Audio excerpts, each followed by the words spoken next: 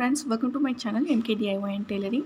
இதுக்கு முந்தின வீடியோவில் நம்ம பார்த்தோம்னா ஆரி நீடில் வந்து என்னென்ன டைப்ஸ் இருக்குது, அது ஆரி நீடில் நம்ம எப்படி ஹேண்டில் பண்ணணும், என்னென்ன ஒர்க்குக்கு என்னென்ன நீடில் யூஸ் பண்ணணும் அப்படின்றத ரொம்பவே டீட்டெயில்டாக பார்த்தோம். இன்றைக்கி நம்ம கிளாஸில் பார்க்க போகிறது ஆரி ஃப்ரேமை பற்றியும் ஆரி ஸ்டாண்ட் பற்றியும். ஆரி ஸ்டாண்ட் இல்லாமல் ஆரி கற்றுக்கலாமா அப்படின்னு கேட்டிங்க அப்படின்னா நான் முடியாதுன்னு தான் சொல்லுவேன். ஏன்னா நீங்கள் ஆரி ஃப்ரேம் ரொம்ப பெரிய சைஸு, இதை நீங்கள் உங்கள் மடியிலையோ கீழேயோ வச்சு நீங்கள் ஒர்க் பண்ணும்போது உங்களுக்கு கீழே ஆரிங்கிறது வந்து மேலே மட்டுமே நடக்கிற ப்ராசஸ் கிடையாது. கீழே நம்ம கை எந்தளவு ஒர்க் பண்ணுதுன்றதும் இதில் வந்து ரொம்பவே முக்கியம். நீங்கள் கீழே வந்து ஹேண்டை வச்சு ஒர்க் பண்ணணும் அப்படின்னா கண்டிப்பாக ஒரு ஸ்டாண்ட் உங்களுக்கு ஹெல்ப்புக்கு தேவை. கீழே அப்போ தான் உங்களால் ஃப்ரீயாக வந்து ஒர்க் பண்ண முடியும். அப்போ தான் உங்களால் கரெக்டாகவும் ஒர்க் பண்ண முடியும். இல்லைனா உங்களுக்கு ரொம்ப சிரமங்கள் இருக்கும். அதெல்லாம் நான் அனுபவிச்சனால சொல்கிறேன். நான் வந்து ஃபஸ்ட்டு ஃப்ரேம் மட்டும்தான் வாங்கினேன். ஏன்னா ஃபினான்ஷியலாக எனக்கு பெரிய சப்போர்ட் கிடையாது. ஸோ என்னால் ஃப்ரேம் அப்போ மொத்தத்தில் ஃப்ரேம் இல்லை, ஸ்டாண்ட் அப்போ என்கிட்ட வாங்க முடியல. நான் வெறும் ஃப்ரேம் வச்சு தான் கற்றுக்க ஆரம்பித்தப்போ பார்த்திங்கன்னா கீழே எனக்கு கையை வச்சுட்டு மடியில் வந்து த்ரெட்டை வச்சுட்டு ஒர்க் பண்ணும்போது ரொம்பவே கஷ்டமாக இருந்தது. நம்ம திடீர்னு எந்திரிக்கும் போது அந்த த்ரெட்டு சேர்ந்து எங்கிட்டாவது ஓடும்.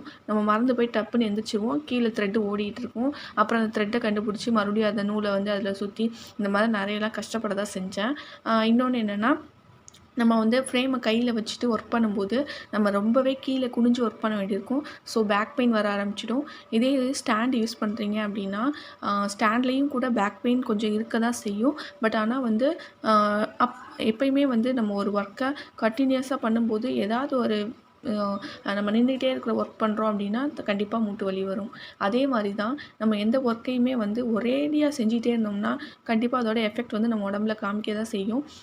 ஸோ அதனால் கொஞ்சம் கேப் விட்டு விட்டு ஒர்க் பண்ணுங்கள். பிகினர்ஸ்லாம் வந்து கற்றுக்கிறேன்ற ஆர்வக்கோளாறில் ரொம்ப வந்து ஒரேடியாக ஒரு மணி நேரமோ 2 மணி நேரமோ ஒரேடியாக உட்காந்து ஒர்க் பண்ணாதீங்க. ஒரு 1/2 ஹவருக்கு ஒருக்கா பிரேக் விட்டு ஜஸ்ட்டு ஒருக்கா ஏதாவது எந்திரிச்சிட்டு போய் செய்கிற ஒரு ஒர்க்கு, ஒரு தண்ணி குடிக்கிறதோ வேறு என்னமாவது ரெஸ்ட் ரூம் போகிறது, அந்த மாதிரி ஏதாவது ஒர்க்கு நீங்கள் வந்து ஒரு 30 மினிட்ஸ் ஒர்க்கு எந்திரிக்கிற மாதிரி பார்த்துக்கோங்க. அப்படி நீங்கள் எந்திரிச்சிட்டு உட்காந்திங்க அப்படின்னா உங்களுக்கு வந்து பேக் பெயின் வந்து வர்றது ரொம்பவே கம்மி தான். இதே இது நீங்கள் காட் யூஸ் பண்ணும்போது பார்த்திங்கன்னா உங்களுக்கு அந்த மாதிரி ப்ராப்ளம்ஸ் வந்து கொஞ்சம் சால்வ் ஆகும். நான் மோஸ்ட்லி வந்து காட் தான் யூஸ் பண்ணுவேன்.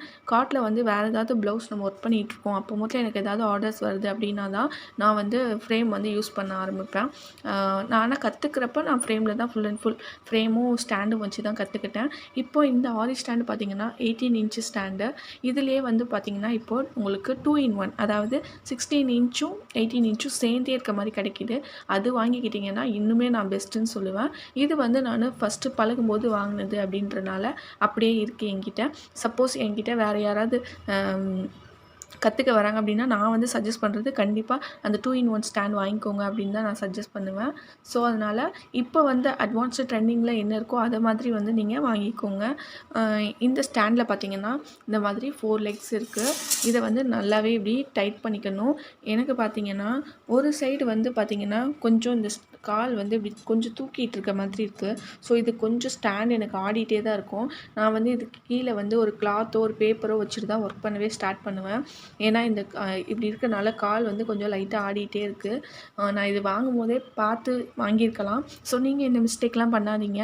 வாங்கும்போதே அங்கே வந்து ஷாப்லேயே நல்லா வச்சு பார்த்து ஆடுதா இல்லையா அப்படின்னு செக் பண்ணிவிட்டு வாங்குங்க. ஏன்னா ரொம்ப இப்படி ஆடிச்சு ஷேக் ஆச்சு அப்படின்னா உங்களுக்கு ஒர்க் பண்ணுறதுக்கு ரொம்பவே கஷ்டமாக இருக்கும். அதனால் ஸ்டாண்ட் வாங்கும்போது இதெல்லாம் கொஞ்சம் கவனிச்சுக்கோங்க. அப்புறம் பார்த்திங்கன்னா இங்கே ஒரு ஸ்க்ரூ கொடுத்துருப்பாங்க. இந்த ஸ்க்ரூவை வந்து நீங்கள் அட்ஜஸ்ட் பண்ண வேண்டியிருக்கும். சில நேரம் இந்த இடத்துல பெயிண்ட் போட்டு நல்லா அதாவது பெயிண்ட் வாஷ் பண்ணியிருப்பாங்க. அப்போ மொத்தம் இந்த நட்ட ஸ்க்ரூவை வந்து நம்ம அவுக்கிறதுக்கு ரொம்பவே கஷ்டமாக இருக்கும். அதனால் நீங்கள் கடையிலேயே கூட நீங்கள் வந்து இதை வந்து லூஸ் பண்ணி தர சொல்லி வாங்கிட்டு வாங்க. வீட்டுக்கு வந்து நீங்கள் ஃப்ரேம் ஃபிக்ஸ் பண்ணி பார்த்துட்டு டைட் பண்ணிக்கோங்க. இல்லை கடையிலேயே ஃப்ரேமை ஃபிக்ஸ் பண்ணி பார்த்து வாங்கிட்டு வாங்க. அது ரொம்ப பெஸ்ட்டு. இல்லை நீங்கள் ஆன்லைனில் ஆர்டர் பண்ணுறீங்க அப்படின்னா அதாவது இது வந்து உங்களுக்கு வந்து கொஞ்சம் லூஸ் பண்ணியே தான் கொடுத்துருந்துருப்பாங்க. நீங்கள் வந்து உங்கள் ஃப்ரேமை ஃபிட் பண்ணி பார்த்துட்டு நீங்கள் வந்து டைட் பண்ணிக்கலாம். இது எல்லாமே செப்பரேட்டாக தான் கொடுப்பாங்க. அதனால் இதிலலாம் எந்த ப்ராப்ளமும் இல்லை. பட் ஆனால் இந்த லெக்ஸ் மட்டும் எல்லாமே கரெக்டாக கீழே ஃபிட் ஆகுதான்னு பார்த்து வாங்கிக்கோங்க. நெக்ஸ்ட்டு பார்த்திங்கன்னா இந்த ஆரி ஃப்ரேம் இது பார்த்திங்கன்னா வுட்டில் செஞ்சுருக்கிறனால அங்கங்கே வந்து சில நேரம் ஏதாவது கிராக்ஸ் இருக்க சான்ஸ் இருக்குது. ஸோ இதை வாங்கும்போதும் பார்த்திங்கன்னா நீங்கள் கொஞ்சம் செக் பண்ணி தான் வாங்கணும். கொஞ்சம் நல்ல ஃப்ரேமாக பார்த்து வாங்கிக்கோங்க, எந்த டேமேஜும் இல்லாத மாதிரி. ஏன்னா இது வந்து நம்ம ஒரு 10 ருபீஸ்க்கோ 20 ருபீஸ்க்கோ வாங்க போகிறது கிடையாது. கொஞ்சம் அமௌண்ட் ஸ்பெண்ட் பண்ணி தான் வாங்குகிறோம், ஸ்டாண்டும் ஃப்ரேமும். ஸோ நல்லதாக பார்த்து வாங்கிக்கோங்க, இல்லைன்னா வேஸ்ட் ஆகிடும் இல்லையா, அதுக்காக தான் சொல்கிறேன். அப்புறம் பார்த்திங்கன்னா இதில் கண்டிப்பாக இந்த மாதிரி நீங்கள் ஒரு நாடாவோ பாவாடை நாடான்னு சொல்லுவாங்க இல்லையா, அதை வந்து ரோல் பண்ணி நீங்கள் வந்து யூஸ் பண்ணுங்கள். அப்போ தான் வந்து உங்களுக்கு கிளாத் டேமேஜ் ஆகாமல் இருக்கும். இது வந்து ஒரு கட்டை சக்கைன்னு சொல்லுவாங்க, அதனால் இது வந்து வேகமாக டேமேஜ் ஆகி உடைய சான்ஸ் இருக்குது. அதனால தான் நம்ம வந்து இந்த மாதிரி நம்ம ஒரு சப்போர்ட்டுக்கு இந்த மாதிரி நம்ம வந்து ரோல் பண்ணி வச்சுக்கிறோம். இதுலேயே இப்போ வந்து பேப்பர் ரோல்லாம் கிடைக்கிது, அந்த மாதிரி கூட சில பேர் சுற்றி யூஸ் பண்ணுறாங்க. பட் ஆனால் நான் அதை ட்ரை பண்ணதில்லை. நான் வந்து வாங்கின உடனேவே நான் செஞ்சது இந்த பாவாடை நாடா இருக்குது இல்லையா, இதை வந்து சுற்றி வச்சுட்டேன். ரெண்டுத்துலேயுமே நீங்கள் கூட பாவாடை நாடாவே சுற்றலாம். பட் நான் வந்து ஃபஸ்ட்டு வாங்கினதும் ஒரு ஆர்வக்கோளாறில் இந்த உல்லன் த்ரெட்டு சுற்றிட்டேன். இதுவுமே நல்லா க்ரிப்பாக தான் இருக்குது. ஸோ நான் வெளியே இருக்க ஃப்ரேமில் மட்டும் நான் வந்து இந்த பாவாடை நாடா வந்து சுற்றி வச்சுருக்கேன். நீங்கள் வந்து ரெண்டுத்துலேயுமே கூட இதே நாடா வந்து பாவாடை நாடா வந்து யூஸ் பண்ணி நீங்கள் வந்து சுற்றி வச்சுக்கலாம். அப்புறம் பார்த்திங்கன்னா இந்த பாவாடை நாடா வந்து உங்களுக்கு இந்த வெளியே உள்ளதை மட்டும் சுற்றுறதுக்கு எவ்வளோ தேவைப்படும்னா, அட்லீஸ்ட் வந்து கண்டிப்பாக ஒரு 2 மீட்டர் வந்து தேவைப்படும். ரெண்டுத்துக்கும் சேர்த்து ஒரு 4 மீட்டர் வாங்கிக்கோங்க. ஏன்னா சில நேரம் அதில் ஷார்ட்டேஜ் வந்ததுன்னா நம்ம எங்கேயாவது கட் பண்ணிவிட்டு நீங்கள் முடிச்சு போடுற மாதிரி வரும். ஸோ அதனால் ஒரு ரோலாக வந்து உங்களுக்கு எவ்வளோ தேவைப்படுமோ அதுக்கேற்ற மாதிரி வாங்கிக்கிறணும். எனக்கு தெரிஞ்சு ஒரு சிஸ்டர் வந்து வாங்கும்போது அவங்க கம்மியான அளவு வாங்கிட்டாங்க போல். அவங்க ஃப்ரேமில் சுற்றுறதுக்கு பத்தலை. திருப்பி வந்து அதை நம்ம இது பண்ண முடியாது இல்லையா, ஸோ திருப்பி வாங்கி ஃபுல் ரோல் வாங்கி அதுக்கப்புறம் சுற்றுனாங்க. அதனால தான் சொல்கிறேன், உங்களுக்கு எந்த அளவு தேவைப்படுதோ அந்தளவு வாங்கிட்டு அப்புறமா சுற்றுங்க. இல்லை பாவாடை நாடா ஒரு ரோலாகவே வாங்கி வச்சுட்டு கூட நீங்கள் சுற்றிக்கோங்க. பேலன்ஸ் இருந்தால் நம்ம வேறு எதுக்காவது யூஸ் பண்ணிக்கலாம், அதுக்கு தான் சொல்கிறேன். ஓகே, நம்ம இன்றைக்கி வந்து ஃப்ரேமை பற்றியும் ஸ்டாண்ட் பற்றியும் நல்லாவே தெளிவாக பார்த்துட்டோம். நீங்களும் சூஸ் பண்ணும்போது கரெக்டாக சூஸ் பண்ணி வாங்குங்க. இந்த டீட்டெயில்ஸை சொல்கிறதுக்காக தான் இந்த வீடியோ கண்டிப்பாக அப்லோட் பண்ணேன். ஏன்னா நிறைய கிளாஸஸில் வந்து இதை பற்றிலாம் சொல்கிறது இல்லை. பட் ஆனால் அவங்க வந்து இது தேவை, இதெல்லாம் வாங்கிக்கோங்க அப்படின்னு சொல்கிறாங்களே தவிர, ஒரு அனுபவபூர்வமாக நம்ம அதை வந்து போய் வாங்கும்போது தான் அதில் என்னென்ன மிஸ்டேக்ஸ்லாம் நடக்கும்னு தெரியும். அதனால தான் நான் வந்து இதை ஒரு வீடியோவாகவே அப்லோட் பண்ணியிருக்கேன். இது வந்து ஃபுல் அண்ட் ஃபுல் பிகினர்ஸ்க்கு தான். ஏற்கனவே கற்றுக்கிட்டவங்க வந்து இதெல்லாம் ஒரு வீடியோவா அப்படின்னு சொல்லி கேட்காதீங்க. இது வந்து கம்ப்ளீட்லி பிகினர்ஸ்க்காக. ஏன்னா எல்லாத்துக்குமே ஒரு மிஸ்டேக் நடக்க தான் செய்யும். அதை வந்து ஒரு வீடியோ மூலமாக நம்ம கரெக்ட் பண்ண முடியுது அப்படின்றதுக்காக தான் நான் வந்து இந்த வீடியோ வந்து அப்லோட் பண்ணுறேன். ஓகே ஃப்ரெண்ட்ஸ், இந்த வீடியோ உங்களுக்கு யூஸ்ஃபுல்லாக இருந்ததுன்னு நினச்சிங்கன்னா மறக்காமல் லைக் பண்ணுங்கள்.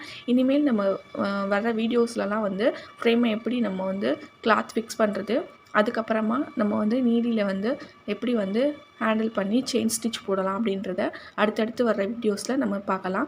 தேங்க்ஸ் ஃபார் வாட்சிங் this video. Keep supporting my YouTube channel by subscribing my channel and hit the bell icon. மறக்காமல் பெல் பட்டனை ப்ரெஸ் பண்ணி ஆல்னு கொடுத்துக்கோங்க. நிறைய பேர் வந்து சப்ஸ்கிரைப் பண்ணியிருக்கீங்க, பட் ஆனால் வந்து நோட்டிஃபிகேஷன் பெல்லை வந்து ஹிட் பண்ணலை. ஸோ அதனால் நான் போடுற வீடியோஸ் வந்து உங்களுக்கு நோட்டிஃபிகேஷன்ஸ் வர சான்ஸ் இல்லாமல் இருக்கலாம். அதனால் பக்கத்தில் இருக்க பெல் பட்டனையும் ப்ரெஸ் பண்ணி ஆல் அப்படின்ற ஆப்ஷனை கொடுங்க. அப்போ தான் வந்து நான் போடுற வீடியோஸ் எல்லாமே உங்களுக்கு நோட்டிஃபிகேஷன்ஸில் வரும். என் வீடியோஸை நீங்கள் மிஸ் பண்ணாமல் பார்க்க முடியும். தேங்க்ஸ் ஃபார் வாட்சிங் this video. Meet you in the next video.